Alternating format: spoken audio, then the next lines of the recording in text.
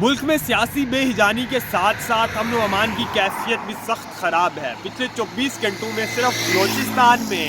9 کے قریب دہشت گردی کے حملے ہو چکے ہیں۔ اسلام آباد، جی ہاں، کیپٹل ٹیریٹری اسلام آباد میں بھی بہت ساری اہم عمارتوں کو بھی نشانہ بنائے جانے کی خبریں آ رہی ہیں، اور اسی سلسلے کی وجہ سے اسی معاملے کو لے کر یہاں اسلام آباد کی سیکیورٹی بھی سخت کر دی گئی ہے۔ اس کے ساتھ ساتھ اس ویڈیو میں آپ کے سامنے رکھیں گے کہ ڈاکٹر عارف علوی صدر پاکستان کی جانب سے عمران خان کی 2018 میں حکومت کے آنے کے بارے میں ایک اہم اعتراف کیا گیا ہے، اور اس کے علاوہ وزیر آباد کے مقام پر عمران خان پہ ہونے والے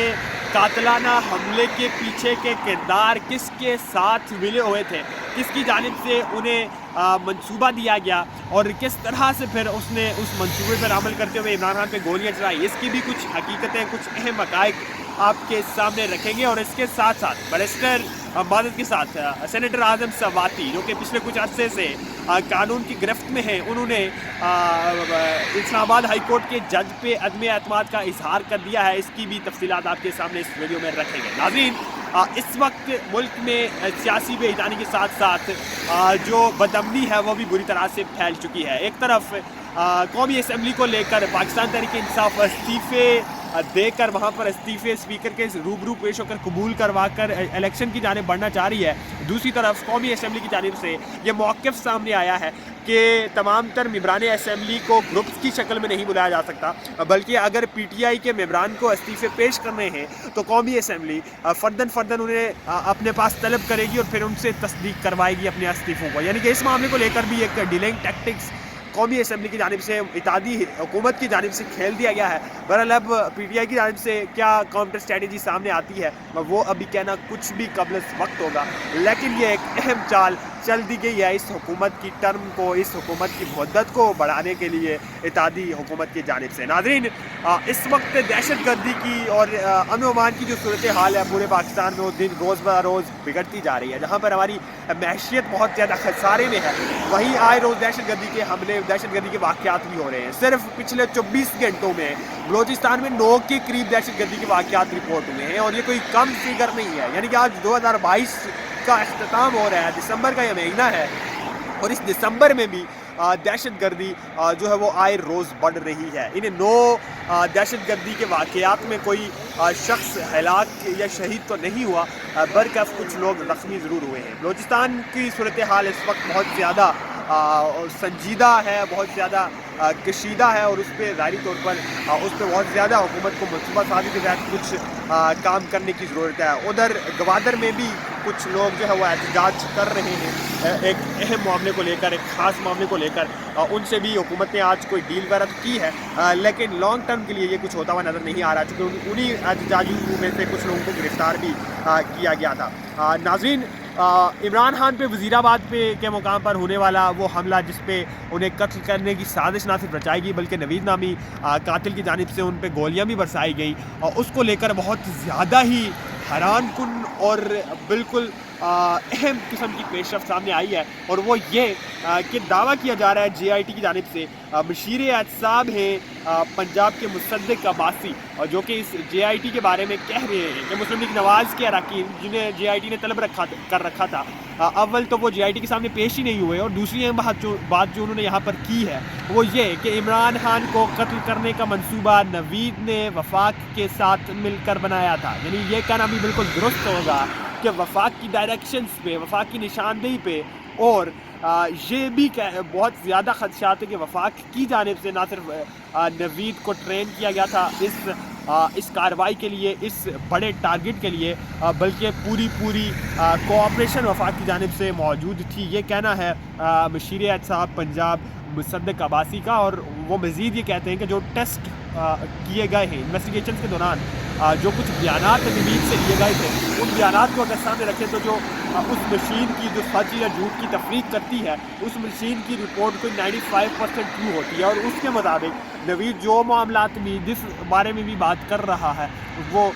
صحیح کر رہا ہے، یعنی کہ وہ جس طرف اشارہ کر رہے ہیں، جس طرف وہ انگلی اٹھا رہے ہیں، ان کا کہنا ہے کہ نوید بالکل درست ہے۔ اور اسی معاملے کو لے کر اس سے قبل آج دن کے وقت بھی ایک اہم اپڈیٹ سامنے آئی تھی۔ عمر سرفراز چیمہ نے کہا تھا کہ نوید کو ٹرین کیا گیا ہے, نوید کو باقاعدہ تربیت دی گئی ہے, اور اسپیشلی عمران خان کو ٹارگٹ کرنے کے لیے نہ صرف نوید بلکہ ان کے ساتھ دیگر حملہ آور بھی موجود تھے. ایک نئی بات جو اس انویسٹیگیشن میں سامنے آئی ہے وہ یہ ہے کہ جو شخص اس سارے معاملے کے دوران, اس حملے کے دوران شہید ہو گیا تھا, اس شخص پہ عمران خان کے باڈی گارڈز کی جانب سے گولی نہیں چلائی گئی, بلکہ نوید کے ساتھ جو دیگر لوگ وہاں حملہ کرنے کے لیے آئے تھے انہی لوگوں میں سے کسی کی گولی کے ساتھ جو ہے وہ شخص جہاں بحق ہوا تھا. اب وقت گزرنے کے ساتھ ساتھ ظاہر ہے اس طرح کی خبریں آتی رہیں گی, اور جو حقائق ہیں یا جس طرح کی GIT کی انویسٹیگیشنز ہیں وہ ان کا کہنا ہے, صدق عباسی کا بھی اور عمر سرفراز چیمہ کا, کہ وقت گزرنے کے ساتھ ساتھ جیسے جیسے اہم ڈیولپمنٹ ہوں گی ہم آپ کے سامنے لاتے رہیں گے. ناظرین, اس وقت صدر عارف علوی کی وہ گفتگو اور وہ بیان جو کہ انہوں نے آف دی ریکارڈ ایک عشائیے میں کیا, اس کا بہت زیادہ چرچا ہو رہا ہے. ان کا نہ کہ صرف یہ اعتراف ہے بلکہ یہ ماننا اور ایک طرح سے انکشاف بھی ہے, چونکہ عمران خان تو اسے ڈینائی کر رہے ہوتے ہیں, پاکستان تحریک انصاف کی پوری جتنی بھی سینئر لیڈرشپ ہے وہ اس معاملے سے ڈینائی کر رہی ہوتی کہ نہیں جی 2018 میں عمران خان اسٹیبلشمنٹ کی جانب سے نہیں لائے گئے تھے, عمران خان پروجیکٹ عمران باجوہ کا نہیں تھا. تو اس معاملے کو لے کر صدر عارف علوی نے ایک نجی عشائیے میں نہ کہ صرف اس کا اعتراف کیا بلکہ انہوں نے یہ مانا کہ بالکل 2018 میں جس طرح سے بھی عمران خان اقتدار میں آئے تھے وہ بالکل باجوہ, جنرل باجوہ کی مرضی سے آئے تھے, ان کی مدد سے آئے تھے. اور پھر انہوں نے یہ بھی کہا کہ ماضی کی تمام تر غلطیوں کو بھلا کر, ماضی کی تمام تر جتنی بھی چپکشیں ہیں انہیں بھلا کر اب آگے بڑھنا چاہیے, اس ملک کے لیے, اس جمہوریت کے لیے, اس معیشت کی بہتری کے لیے, اس ملک میں استحکام پیدا کرنے کے لیے اب ہمیں آگے بڑھ جانا چاہیے. لیکن اس کے ساتھ ہی جیسے یہ خبر آنی تھی اور اس کے فوراً بعد پریزیڈنسی کی جانب سے ایک تردیدی اور وضاحت بھی جاری کر دی گئی تھی, جس میں یہ صدر کی جانب سے موقف اپنایا گیا تھا کہ یہ تمام جو باتیں مجھ سے منسوخ کی جا رہی ہیں یہ حقائق پر مبنی نہیں ہے, انہیں سیاق و سباق سے ہٹ کر چلایا جا رہا ہے. خیر, صدر عارف علوی کی جانب سے تو یہ اعتراف کر دیا گیا ہے, اب وضاحتیں یا پھر اس کی تشریح کوئی معنی نہیں رکھتی, چونکہ اس ملک کے اب شاید یہ حقیقت بن چکی ہے کہ کس شخصیت کا کون سے دور میں کیا رول رہا ہے. ناظرین, اعظم خان سواتی جو کہ پاکستان تحریک انصاف کے ایک اہم رکن ہے, سینیٹر بھی ہیں, پارلیمنٹیرین ہیں, بلکہ سینئر پارلیمنٹیرین ہیں, وہ پچھلے کچھ ماہ سے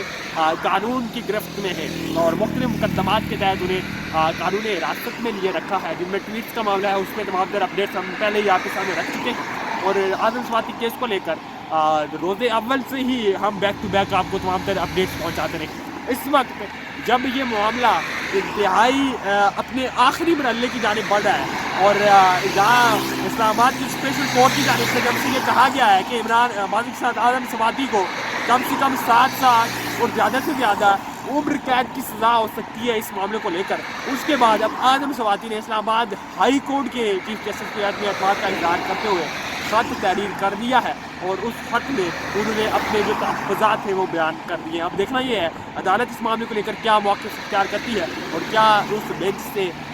یا اس کورٹ سے اس کیس کو کہیں اور ریفر کیا جاتا ہے یا نہیں کیا جاتا. بہرحال یہ تو ہے اب تک کی اور آج تک کی کچھ اہم اپڈیٹس, لیکن 2023 کو لے کر کچھ خبریں سامنے آ رہی ہیں کہ عمران خان کو نہ کہ صرف گرفتار کیا جائے بلکہ 2023 کا یہ جو دورانیہ ہے, یہ جو 2023 کا سال ہے, اس میں عمران خان کو مقدمات میں الجھا کے رکھا جائے, حتیٰ کہ بہت سارے کرمنل مقدمات میں عمران خان کی گرفتاری بھی مطلوب ہو سکتی ہے آئندہ آنے والے وقت میں. یعنی کہ یہ جنوری سے جو ہی یہ ٹینیور شروع ہو رہا ہے, 2023 کا نیا سال چڑھنے والا ہے, اس سال کو لے کر یہ پلاننگ سامنے آ رہی ہے حکومتی لوگوں کی, کچھ طاقتور شخصیات کی.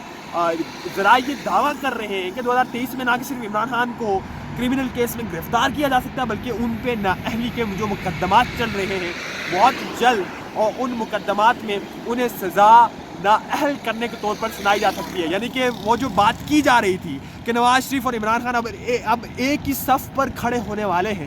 وہ اب کہیں نہ کہیں سچ ثابت ہونے جا رہی ہے. جی ہاں, عمران خان کو نااہل کرنے کے لیے 2023 کا سال بہت زیادہ اہم ہے, اور 2023 میں ہی عمران خان کو ان تمام تر جو کہ 3 یا 4 مقدمات جو بہت اہم ہیں ہم آپ کو دلواتے رہتے ہیں, جن میں ان کی بیٹی کا معاملہ ہے, عدالت کے توہین عدالت کا معاملہ ہے, توشیخانہ ریفرنس ہے, اسی طرح سے الیکشن کمیشن کا جو معاملہ ہے, ان تمام تر مقدمات میں انہیں نااہل کیا جا سکتا ہے, نااہل کر کے پھر یہ اسمبلی کی جو مدت ہے اس مدت کو بڑھانے کے لیے حکومت قانون سازی کر سکتی ہے، یعنی کہ پارلیمنٹ کی مدت کو 5 سال سے بڑھا کر 1-1.5 سال زیادہ کر دیا جائے، تاکہ حکومت کو اس کا موقع مل جائے کہ عوام میں جو ان کی گری ہوئی امیج ہے، عوام میں جس طرح سے وہ غیر مقبول ہو چکے ہیں اپنے فیصلوں کی وجہ سے، معیشیت کو نہ سنبھالنے کی وجہ سے، اور ملک میں جو اس وقت بد امنی کے ساتھ ساتھ عدم استحکام پھیلا ہوا ہے، اس سے کنٹرول نہ کرنے کی وجہ سے جس قدر حکومت عمران کے ساتھ عوام میں غیر مقبول ہو چکی ہے، تاکہ اس 1-8 سال میں انہیں وہ موقع مل جائے، اپنی طرف سے کچھ پلانس پیش کریں، اپنی طرف سے کچھ ریلیف دیں عوام کو، کچھ ترقیاتی بجٹس دیں۔ بلکہ رات کو بھی ہم نے آپ کو آگاہ کیا تھا کہ کس طرح سے ٹھیک اس وقت میں جب پاکستان کی معیشیت کو سخت خسارہ ہے، سخت اس وقت خدشہ ہے کہ پاکستان ڈیفالٹ کی جانب بڑھ رہا ہے، ٹھیک اس وقت میں کچھ 700 ارب روپے کے زائد سے ترقیاتی بجٹ کل کے روز منظور کیے گئے تھے۔ سو حکومت یہ چاہتی ہے کہ ان 1-8 سال میں ہم اپنا امیج بھی بہتر کر لیں، عمران خان اور نواز شریف ایک ہی صف میں کھڑے ہو جائیں، دونوں نااہل ہو جائیں، اور پھر کسی ڈیل کے تحت، کسی این آر او کے تحت، جس طرح عمران خان ذکر کر رہے ہوتے ہیں کہ ہم دونوں کو ساتھ ملا کر ایک ہی لائن میں کھڑے کر کے پھر ہم سے کوئی ڈیل کروائی جائے، اور پھر ایک اوپن گراؤنڈ دے دیا جائے اور دونوں کو سیاست کے لیے اہل یا نااہل قرار دیا جائے۔ اس معاملے کو لے کر منصوبہ سازی تیار ہو چکی ہے۔ ذرائع یہ دعویٰ کر رہے ہیں کہ 2023 کا سال عمران خان پر اور بھی زیادہ سخت اور بھی زیادہ کٹھن ہونے جا رہا ہے۔ بہرحال آخر میں آپ کو اپڈیٹ دے دیں کہ پنجاب اسمبلی کو لے کر 11 جنوری سے پہلے ہی عمران خان نے فیصلہ کر رکھا ہے کہ وہ عدم اعتماد کا ووٹ پرویز الہی کی صورت میں لیں گے، نہ کہ صرف لیں گے بلکہ اس میں کامیابی حاصل کرنے کے بعد پنجاب اسمبلی کو تعلیم بھی کر دیا جائے گا۔